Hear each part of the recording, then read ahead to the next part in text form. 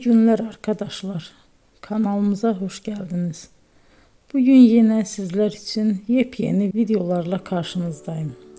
İki başarılı oyuncularımız Elçin Sangu ve Barış Ardus'tan güzel paylaşımlarını sizler için hazırladık.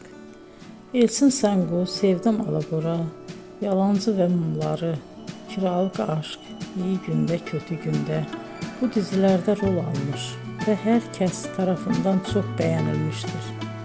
Biz de Elçin Sangu ve Barış Ardus'tan en güzel sempatik fotolarını sizler için hazırladık.